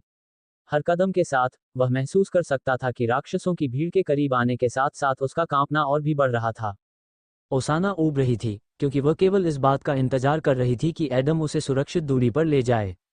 अरे, ओसाना ने एडम के दाहिने कंधे पर बैठी कैटरीन की ओर देखते हुए मुस्कराते हुए कहा, लगता है कि हम इस समय एक आदमी के बदले दो आदमी को रख रहे हैं, तुमसे ऐसी उम्मीद नहीं थी। ओसाना ने धूर्तता से मुस्कुराते हुए कैटरीन की ओर गौर से देखा। आमतौर पर कैटरीन किसी को भी जवाब देने के लिए तैयार रहती थी, उसकी जुबान तीखी थी, लेकिन अभी तो उसकी सांस फूल रही थी और वह बुरी तरह शर्मा रही थी। चुप रहो, बेहतर होगा कि कोई योजना सोचो, कैटरीन ने चिढ़कर कहा। ओसाना ने अपना गाल अपने हाथ पर टिकाकर मुंह फेर लिया। कितना उबाऊ, ओसाना ने उनका पीछा कर रहे राक्षसों की लहर को देखने से पहले बड़बड़ाया। वहां इतने अधिक राक्षस थे कि घने काले कोहरे के बीच उनके शक्तिशाली पंजों के नीचे उड़ रहे धूल के गुबार दिखाई देने लगे। कोई योजना बनाओ, हमें बस उम्मीद करनी है कि हम फ्यूम कैथेड्रल में शरण ले सकें। यह अपने आप में सबसे सुरक्षित जगह नहीं है, लेकिन उस भीड़ द्वारा टुकड़े टुकड़े होने से बेहतर है कि वहां राक्षसों से लड़ा जाए। ओसाना ने कैटरीन की तरफ देखा। जब उसने एडम को देखा तो उसकी नज़र अलग थी, क्योंकि कैटरीन में उसे अपने लिए कोई संभावना नजर नहीं आई। उसके लिए कैटरीन सिर्फ सहारा थी, हालांकि वो भोली और अनुभवहीन लेरों से ज्यादा सख्त थी। हमारा सबसे अच्छा दांव स्कारलेट पायरोमैंसर का पीछा करना होगा, क्योंकि उसने हमसे 10 गुना तेजी से पता लगा लिया है कि चीजें कहाँ सबसे सुरक्षित हैं। ओसाना ने मुस्कुराते हुए कहा, हम आपके लक्ष्य स्कारलेट पायरोमैंसर का पीछा कर रहे हैं, लेकिन इसलिए नहीं कि हम उसे मारना चाहते हैं, बल्कि इसलिए कि हम दूसरे राक्षसों से बचना चाहते हैं। कैटरीन ने भारी भौहें सिकोड़ी। ओसाना ने व्यंग्यात्मक ढंग से मुस्कुराया। यह विडंबना ही है कि यह सब इस तरह हुआ। हुश। इससे पहले कि कैटरीन कुछ और कह पाती, एडम तेजी से फ्यूम कैथेड्रल के पास पहुंचा और ओस्कर को पकड़ लिया। सिल्वाना, हमें किस बात से सावधान रहना चाहिए? एडम ने फ्यूम कैथेड्रल की ओर देखते हुए पूछा। अब वह उस भव्य इमारत को करीब से देख सकता था, क्योंकि कोहरा अब उसे उसकी नज़र से छिपा नहीं रहा था। हालांकि एडम को ज्यादा कुछ दिखाई नहीं दे रहा था। यह अभी भी वही भयावह दिखने वाली गॉथिक इमारत थी जिसमें तीखी चोटियां थीं, बाहरी हिस्से पर अलग अलग पैटर्न थे और काले कांच के शीशे उस विशाल द्वार तक जा रहे थे जो इस रहस्यमयी जगह का प्रवेश द्वार था। केवल एक बात यह थी कि एडम दो बातों में गलत था। सबसे पहले, फ्यूम कैथेड्रल के आकार के बारे में। वह दूर से और काले कोहरे की घनी परत के बीच से इमारत को देख रहा था। फ्यूम कैथेड्रल जितना उसने सोचा था, उससे कहीं ज्यादा बड़ा था। इमारत इतनी भव्य थी मानो ये दर्शा रही हो कि वहां सिर्फ महत्वपूर्ण घटनाएं ही हो सकती हैं। दूसरी बात, एडम ने यह नहीं देखा था कि गेट के पास और फ्यूम कैथेड्रल के आसपास कई अन्य जगहों पर 5 मीटर से ज्यादा ऊंची विशाल मूर्तियां थीं। गेट के पास की दो मूर्तियां खास तौर पर बड़ी थीं, और उन्हें देखकर एडम के रोंगटे खड़े हो गए। हुश! उसी समय स्कारलेट पायरोमैंसर गेट के पास पहुंचा। अजीब बात यह है कि विशाल फ्लेम बीटल अंदर उड़ने में सक्षम था और फ्यूम कैथेड्रल की गहराई में गायब हो गया। एडम को समझ में नहीं आया कि उसे इतना अजीब क्यों लग रहा था, लेकिन किसी कारण से इन मूर्तियों ने उसे घबरा दिया और चिंतित कर दिया। क्या वे जीवित हो सकते हैं? एडम ने मन ही मन पूछा। नहीं, ऐसा नहीं लगता। इसके अलावा, अगर उनका काम मार्ग की रखवाली करना होता, तो वे स्कारलेट पायरोमैंसर को अंदर नहीं आने देते। हाँ, ये सब सिर्फ जटिल परिस्थिति और दमनकारी माहौल के कारण है। मर्ह पर नवीनतम पढ़ें। तभी एडम आगे बढ़कर ऑस्कर की कतार में खड़ा हो गया। क्या तुम्हें पता है कि अंदर हमारा क्या इंतजार कर रहा है? ऑस्कर ने उससे कुछ मीटर दूर से चिल्लाकर पूछा। एडम ने गंभीर भाव से सिर हिलाया। राक्षसों, और यह असंभव है कि हम अपने पीछे की भीड़ से पूरी तरह से बच निकलने में सक्षम होंगे, लेकिन कम से कम हम वहां लड़ सकते हैं। यह एक खाली मैदान के बीच में 100 हल्के पीले राक्षसों से घिरे होने से बेहतर है। एडम ने फ्यूम कैथेड्रल के प्रवेश द्वार की ओर जाने वाले पहले कदम पर कदम रखने से पहले कहा। सिल्वाना फॉलनर क्रिप्ट की घटनाओं में पूरी तरह से डूबी हुई थी, जैसा कि उनके दल के सभी ऑपरेटर थे। हालांकि ऑपरेटर होने के बावजूद भी वह सब कुछ नहीं जान सकती थी, न केवल इसलिए क्योंकि वह एक मानव थी, रोबोट नहीं, बल्कि इसलिए भी क्योंकि कुछ जानकारियों तक उसकी पहुंच नहीं थी या वह उन्हें प्राथमिकता नहीं देती थी। शिट शिट शिट, ये मूर्तियां क्या हैं? क्या इन्हें यहाँ होना चाहिए? मैंने फॉलन क्रिप्ट का बिल्कुल भी अध्ययन नहीं किया है, सिर्फ अकादमी से बुनियादी जानकारी ली है। मुझे उम्मीद नहीं थी कि एडम येलोथरेट क्षेत्र में पहुंच जाएगा। सिल्वाना ने घबराकर अपने नाखून काटते हुए सोचा। उसने एडम को ध्यान से देखा जब वह ऑस्कर और अन्य लोगों के साथ मुख्य द्वार तक भागा। हालांकि उन 6 लोगों में से केवल एडम और ऑस्कर ही भाग रहे थे, बाकी लोग उनके कंधों पर थे। क्लिक करें। अचानक कोई उसके निजी चैनल से जुड़ गया जहां केवल वही थी। सिल्वाना की आंखें भ्रम में बड़ी हो गईं। उसे याद नहीं था कि उसने किसी को अपने नेटवर्क तक पहुंच दी थी।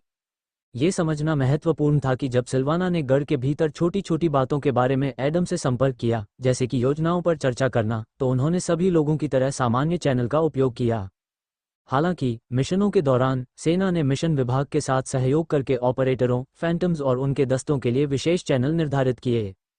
ये सुरक्षा कारणों से नहीं था, क्योंकि आम लोग किसी भी तरह से उनके काम में हस्तक्षेप नहीं कर सकते थे। इन चैनलों का कनेक्शन ज्यादा स्थिर और तेज था, जिसका मतलब था कि इनका रखरखाव ज्यादा महंगा था। इसके अलावा यदि आवश्यक हो तो अन्य ऑपरेटर जो पहले मिशन से जुड़े नहीं थे, वे भी इन चैनलों से जुड़ सकते थे, हालांकि यह काफी दुर्लभ था। नमस्ते, काश मैं आपको गुड मॉर्निंग कह पाता, लेकिन यह पहले से ही एक गहरी और खतरनाक रात है। अचानक सिल्वाना के कानों में एक शांत और दयालु आवाज गूंजी, जैसे कि यह किसी माँ या किसी ऐसी महिला की आवाज हो जिसने बहुत कुछ सहा हो लेकिन जीवन में अपना स्थान पाया हो। अजीब बात यह है कि सिल्वाना इस व्यक्ति से परिचित थी। ये रिस्का थी, ट्रॉन की ऑपरेटर और भूतपूर्व फैंटम जिसने ऑपरेटर बनने का फैसला किया था। वह वास्तव में दुर्लभ और अनोखी थी। क्या रिस्का, तुम मेरे चैनल पर क्या कर रही हो? मेरे पास अभी बात करने का समय नहीं है, सिल्वाना ने विनम्रता से कहा। आखिर रिस्का के टीम फैंटम की ऑपरेटर थी। उसकी तुलना में सिल्वाना एक साधारण ऑफिस कर्मचारी थी। मुझे पता है, मैं तुम्हारी मदद करने के लिए यहाँ हूँ। तुम्हें एडम को फ्यूम कैथेड्रल के आसपास की मूर्तियों के बारे में बताना होगा। ये बहुत महत्वपूर्ण हो सकता है, रिस्का ने गंभीरता से कहा। सिल्वाना ने सिर हिलाते हुए कहा। उसे अपने बड़ों से मदद लेने की आदत नहीं थी, क्योंकि वह आमतौर पर खुद ही काम चला लेती थी। लेकिन वह घमंडी नहीं होने वाली थी, खासकर जब एडम की जिंदगी इस जानकारी पर निर्भर हो सकती थी। रिस्का, क्या मिशन विभाग में किसी ने तुम्हें मेरे पास भेजा था? सिल्वाना ने असमंजस में पूछा। नहीं, रिस्का ने अपना सिर हिलाया। ट्रॉन ने मुझे ऐसा करने के लिए कहा था। ट्रॉन, सिल्वाना ने आश्चर्य व्यक्त किया। रिस्का ने अपनी आंखें सिकोड़ लीं, जो उसके दयालु रूप और आभा के बावजूद काफी खतरनाक लग रही थीं। सिल्वाना, तुम्हारे लिए वह मिस्टर ट्रॉन है, खासकर काम के घंटों के दौरान, रिस्का ने काफी सख्ती से कहा। सिल्वाना ने केवल सिर हिलाया, उससे बहस करने की हिम्मत नहीं जुटा पाए। ट्रॉन इस मिशन का तब से अनुसरण कर रहा है जब से prime thunder demon Black Cinder Forest में दिखाई दिया था। जब उसने देखा कि यह फ्यूम कैथेड्रल जा रहा है, तो उसे एहसास हुआ कि अब चीजें वास्तव में गंभीर थीं। रिस्का ने कहा। सिल्वाना, मेरी बात ध्यान से सुनो। फ्यूम कैथेड्रल के आसपास की मूर्तियां खतरा, आशीर्वाद या सिर्फ दर्शक और सजावट हो सकती हैं। ये सब परिस्थिति पर निर्भर करता है, लेकिन तुम्हें एडम को सब कुछ बताना होगा। पहले मेरी बात सुनो। जरूर, सिल्वाना और भी गंभीर हो गई। कदम कदम कदम। एडम को नहीं पता था कि गढ़ में क्या हो रहा था या सिल्वाना इस समय किस काम में व्यस्त थी, क्योंकि उसका मुख्य कार्य राक्षसों से भागना और फ्यूम कैथेड्रल में छिपना था। जाओ, ओस्कर ने पूरी ताकत से आगे छलांग लगाते हुए कहा। एडम ने उसके साथ समान गति बनाए रखते हुए सिर हिलाया। कुछ ही सेकंड में वे सीढ़ियों के शीर्ष पर पहुंच गए और भव्य द्वार के पास पहुंचे, जो दो मुख्य मूर्तियों से भी ऊंचा था। गेट अंदर की तरफ खुले हुए थे, जैसे कि किसी को भी अंदर आने के लिए आमंत्रित कर रहे हों। वे मोटे और काले थे और लोहे की प्लेटों पर बिखरे हुए पैटर्न थे। बहुत बढ़िया, बस कुछ और कदम। ऑस्कर ने गेट लाइन से गुजरने से पहले अपने दांतों को कसकर भींच लिया। एक सेकंड बाद एडम ने भी वैसा ही किया, लेकिन पिछली चिंता के कारण, जो किसी तरह ऑस्कर को नहीं थी, एडम ने एक मूर्ति की ओर नजर घुमाई। गेट के बगल में दो विशाल मूर्तियां एक जैसी दिख रही थीं। वे हल्के कवच में विशाल योद्धा थे, जो सुरक्षात्मक प्लेटों से ढके हुए थे और नीचे एक धारा की तरह बह रहे थे। उनकी भुजाएं और पैर लगभग पूरी तरह से खुले हुए थे, जिससे उनकी मांसपेशियां वास्तविक लग रही थीं। हालांकि यह एडम को भ्रमित नहीं कर सकता था। अनुभवी मूर्तिकार अपनी उत्कृष्ट कृतियों पर किसी भी, यहां तक कि सबसे छोटे विवरण को प्रदर्शित करने में सक्षम थे। मूर्तियों के हाथों में विशालकाय भाले थे, जिनमें विशालकाय धारें थीं, जो एक ही झटके में पूरी पहाड़ी को काट सकती थीं। एडम मूर्ति के चेहरे, या यूं कहें कि उसकी निगाहों को देखकर तनाव में आ गया। मूर्तियों के चेहरे उभयलिंगी लग रहे थे। ये स्पष्ट नहीं था कि वे पुरुष थे या महिला, तथा उनके बाल कंधों तक मध्यम लंबाई के थे। मूर्तियों की आंखें स्थिर थीं, जैसी कि होनी भी चाहिए, क्योंकि वे मूर्तियां थीं, पत्थर के निर्जीव टुकड़े। सही। एडम थोड़ा सा चौंका जब एक मूर्ति की आंख तेजी से घूमी और उसे गौर से घूरने लगी। लेकिन जैसे ही एडम ने पलकें झपकाईं और आगे बढ़ा, सब कुछ सामान्य हो गया। रुको, क्या मैं कल्पना कर रहा था? एडम ने मन ही मन बुदबुदाया, क्योंकि ऐसा कोई सबूत नहीं था कि मूर्तियां वास्तव में जीवित थीं। फिर एडम ने हल्की सी भौहें सिकोड़कर अपना सिर हिलाया। मैं अभी इस बारे में नहीं सोच सकता। मुझे बस गेट लाइन पार करनी है और बस हो गया। एडम ने आगे बढ़ने से पहले खुद से कहा। कुछ कदम आगे बढ़ने के बाद, बिना किसी खतरे के, एडम ने खुद को फ्यूम कैथेड्रल के अंदर पाया, बिल्कुल ऑस्कर की तरह। कदम कदम कदम। उसी समय उन्होंने पहले राक्षसों को गेट की ओर आते देखा। अजीब बात यह थी कि वहां कई ग्रे स्टॉकर थे। निश्चित रूप से ग्रे स्टॉकर उस विशाल भीड़ में सबसे मजबूत या सबसे खतरनाक राक्षस नहीं थे जो उनकी ओर बढ़ रहे थे, लेकिन अपने आकार के कारण वे काफी तेज थे और दूसरों की तुलना में पहले ही फ्यूम कैथेड्रल तक पहुंचने में सक्षम थे। वास्तव में हल्के पीले रंग के खतरे वाले राक्षसों में ग्रे स्टॉकर सबसे कमजोर थे और राक्षसों की इस लहर में ऐसा कोई नहीं था जिसकी ताकत का स्तर उनसे कम था, यह निश्चित था। 10 ग्रे स्टॉकर गेट के पास पहुंचे तो ऑस्कर ने भौहें सिकोड़ ली। उनके जबड़ों के किनारों से लार गिर रही थी, जबकि वे अपनी लंबी जीभों से अपने नुकीले दांतों को चाट रहे थे। वे स्पष्ट रूप से ऑस्कर, एडम और अन्य को खा जाना चाहते थे। ग्रे स्टॉकर्स को यकीन था कि अब फैंटम फंस चुके हैं और उनके पास भागने के लिए कोई जगह नहीं है। अरे, हम क्या करें? भागते रहें? ऑस्कर ने अपनी आवाज में थोड़ी घबराहट के साथ पूछा। एडम जवाब देना चाहता था, लेकिन अचानक उसे किसी और की आवाज सुनाई दी, सिल्वाना की। एडम, मुझे आपको फ्यूम कैथेड्रल के आसपास की उन मूर्तियों की प्रकृति के बारे में तुरंत बताना होगा, सिल्वाना ने सक्रियता से कहा। क्या अभी? मेरे पास इसके लिए समय नहीं है। राक्षस हमारे पीछे दौड़ रहे हैं। ग्रे स्टॉकर पहले ही गेट तक आ चुके हैं, एडम ने ग्रे स्टॉकर को घूरते हुए कहा। राक्षसों को बस कुछ मीटर और आगे जाना था और वे रेखा पार कर जाएंगे। हूश! इससे पहले कि सिल्वाना या कोई और कुछ कह पाता, एक विशाल भाला ग्रे स्टॉकर्स पर गिरा और उन्हें गेट के सामने ठंडे पत्थर में पटक दिया। मृत भूमि की ओर बढ़ते हुए प्रत्येक प्रेत राक्षसों के खतरों के लिए तैयार था। प्रेत मदद के लिए किसी अन्य प्रेत पर भरोसा नहीं कर सकते थे, लेकिन गढ़ के विपरीत, जो जीवित रहने और राक्षसों के खिलाफ लड़ने के बारे में था, राक्षसों के पास ऐसा कुछ भी नहीं था। डेडलैंड्स राक्षसों की दुनिया में गढ़ का पर्याय नहीं था, क्योंकि राक्षस कोई एकजुट सेना या संगठन नहीं थे। वे अलग अलग थे, उनका कोई साझा लक्ष्य नहीं था, और अगर कोई अच्छा कारण होता तो वे एक दूसरे से लड़ने के लिए तैयार रहते थे। अधिक अनुभवी फैंटम्स इस बात से अच्छी तरह परिचित थे, और एडम भी उनमें से एक था। उसने पहले भी कई बार राक्षसों को लड़ते देखा था, खास तौर पर साल्ट विलेज में, विसंगति क्लस्टर में। फिर थंडर डेमन ने एक असली नरसंहार शुरू किया जिसमें सभी राक्षस, विसंगतियां और प्रेत शामिल थे। लेकिन एडम ने पहले कभी नहीं देखा था कि कुछ राक्षस प्रेत पर हमला किए बिना ही दूसरे राक्षसों को मार रहे थे, मानो किसी विशेष प्रणाली द्वारा ऐसा चुनिंदा ढंग से किया जा रहा हो। क्रैकल! भाले की बारिश ग्रे स्टॉकर्स पर हुई, जिससे वे खून के धब्बों में बदल गए। इसके बाद, अपनी जगह से हिले बिना, मूर्ति ने भाले को घुमाया और मांस के टुकड़ों को एक तरफ फेंक दिया, क्योंकि वह नहीं चाहती थी कि उनके शरीर के अवशेष फ्यूम कैथेड्रल के प्रवेश द्वार को अपवित्र करें। एडम, ऑस्कर, कैटरिन और अन्य लोगों ने आंखें फाड़कर देखा। एडम सबसे ज्यादा हैरान था, क्योंकि उसे लगा कि मूर्तियां जीवित हैं, लेकिन उसे यह साबित करने के लिए पर्याप्त सबूत नहीं मिल पाए। इसके अलावा वह और ऑस्कर, गोल्डन लाइट स्क्वाड के बाकी सदस्यों के साथ, बिना किसी समस्या के फ्यूम कैथेड्रल में प्रवेश करने में कामयाब रहे, जबकि स्कारलेट पायरोमेंसर ने उनसे पहले ऐसा कर लिया था। इस प्रकार, आदम के पास ये समझने का कोई तरीका नहीं था कि ये मूर्तियां कैसे काम करती हैं। क्या बकवास है! एडम अविश्वास में बुदबुदाया। उन्होंने हम फैंटम्स पर हमला नहीं किया, उन्होंने स्कारलेट पायरोमेंसर, राक्षस पर हमला नहीं किया, लेकिन उन्होंने ग्रे स्टॉकर्स को क्यों नष्ट कर दिया? उस प्रश्न का उत्तर उनमें से किसी को भी नहीं पता था। ओसाना ने भारी भौहें सिकोड़ी, जो उसके हमेशा शांत और प्यारी मुस्कान वाले चेहरे पर शायद ही कभी हुआ हो। सिर्फ यही बात मायने नहीं रखती। एक मूर्ति ने भाले के एक ही वार से बहुत सारे ग्रे स्टॉकर को मार गिराया। अगर वे अचानक हम पर हमला कर दें, तो हमारे साथ भी यही होगा। ओसाना ने अपनी मुट्ठियां कस लीं। उसके नाखून उसकी नाजुक त्वचा में धंस गए, जिससे खून की धार बहने लगी। उसने महसूस किया कि या तो किस्मत ने या फिर फ्यूम कैथेड्रल के अजीब नियमों ने उन्हें बचा लिया है, लेकिन अगर ऐसा न होता तो वे अब तक मर चुके होते, और इससे वह अंदर तक डर गई। स्थिति से निपटने के लिए समय कम होता जा रहा था, क्योंकि 1 मिनट से भी कम समय में ग्रे स्टॉकर्स के ठीक पीछे मौजूद अन्य राक्षस फ्यूम कैथेड्रल में पहुंच जाएंगे। सिल्वाना, बोलो, एडम ने अपने विचार समेटते हुए कहा। उसे एहसास हुआ कि यहाँ क्या चल रहा है, ये केवल सिल्वाना ही स्पष्ट कर सकती है।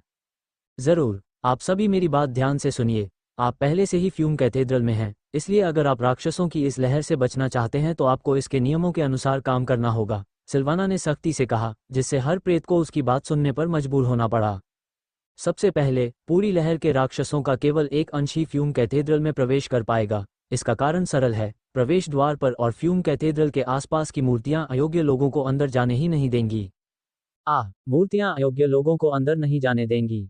इसका क्या मतलब है? ऑस्कर ने भौहें सिकोड़ी, उसे समझ में नहीं आया कि वह किस बारे में बात कर रही थी। मूर्तियां केवल उन्हीं प्राणियों को अंदर आने देंगी जो पर्याप्त रूप से शक्तिशाली हैं। हालांकि वे अपना निर्णय आपके स्तर के आधार पर नहीं, बल्कि आपकी शुद्ध शक्ति के आधार पर करते हैं, जिसका सबसे स्पष्ट संकेतक आपकी आभा है। सिल्वाना ने समझाया। स्कारलेट पायरोमैंसर और तुम सभी ग्रेस्टॉकर से निचले स्तर के हो, लेकिन मूर्तियों ने तुम्हें छुआ तक नहीं, फिर भी उन्होंने ग्रेस्टॉकर को नष्ट कर दिया। यही उन सभी राक्षसों के साथ होगा जिन्हें वे अयोग्य मानते हैं। ओसाना ने उलझन में भौहें उठाईं। क्या इसका मतलब यह नहीं है कि वे ग्रेस्टॉकर से थोड़ा भी ज्यादा ताकतवर किसी को भी यहां आने देंगे?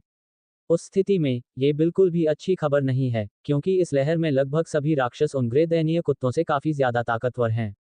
वास्तव में नहीं, सिल्वाना ने ठंडे स्वर में कहा, सिर्फ इसलिए कि वीपिंगहाराहा ग्रे स्टॉकर्स से अधिक शक्तिशाली हैं, इसका मतलब यह नहीं है कि वे मूर्तियों के योग्य हैं जो उन्हें अंदर आने देती हैं। लेरो की आंखें बड़ी हो गईं, एक विशेष प्रसन्नता से चमक रही थी जिसे समझना काफी कठिन था। बहुत बढ़िया, इसका मतलब है कि राक्षसों का केवल एक अंश ही यहाँ प्रवेश कर पाएगा। मूर्तियां बाकी को अंदर नहीं जाने देंगी, जिसका मतलब है कि हमें सैकड़ों राक्षसों की लहर से नहीं लड़ना पड़ेगा, लेरो ने कहा। उसने थोड़ा सा आश्चर्य भी जताया। हालांकि उनके अलावा किसी में भी उतना उत्साह नहीं था। कुछ गड़बड़ है क्या? लेरो ने उनकी निगाहें अपने ऊपर महसूस करते हुए हैरान होकर पूछा। एल्ला ने उसके कंधे पर हाथ रखते हुए अपना सिर हिलाया। खैर, ये निश्चित रूप से अच्छा है कि हमें खाली मैदान में सभी राक्षसों से नहीं लड़ना पड़ेगा, इसीलिए हम यहाँ आए हैं। लेकिन इससे स्थिति में कोई सुधार नहीं होगा। ऑस्कर ने सोच विचार कर अपनी ठुड्डी रगड़ते हुए सिर हिलाया। हाँ, मान लेते हैं कि सभी कमजोर राक्षस बाहर ही रहेंगे, लेकिन ज्यादा से ज्यादा एक तिहाई या आधे ही बाहर रहेंगे, बाकी अंदर आ जाएंगे और मूर्तियां उन्हें अंदर जाने देंगी।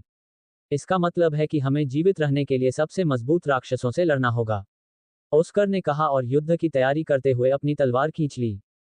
एडम ने इधर उधर देखा। वह सोच रहा था कि उनसे पहले यहाँ आने वाला व्यक्ति कहाँ है।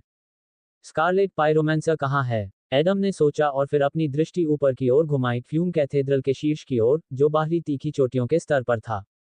जमीन पर उतरते हुए स्तंभों से जुड़े पत्थर के बीमों पर टिकी त्रिकोणीय छत के ठीक नीचे ज्वलंत पंखों वाला एक विशालकाय प्राणी था। हालांकि अभी स्कारलेट पायरोमैंसर ने कोई जोखिम न लेने और कोई भी अनावश्यक हरकत न करने का फैसला किया है।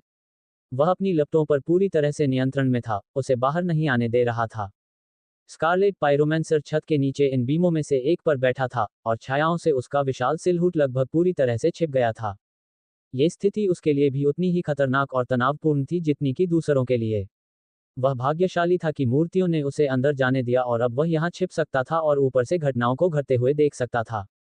बेशक एडम, कैटरिन और अन्य लोग यदि चाहें तो स्कारलेट पायरोमैंसर तक पहुंच सकते थे, लेकिन उनके सामने अन्य अधिक महत्वपूर्ण समस्याएं थीं। राक्षस उनके करीब आ रहे थे। फिर एडम की नजर नीचे की ओर गई और उसने फ्यूम कैथेड्रल को अंदर से देखा।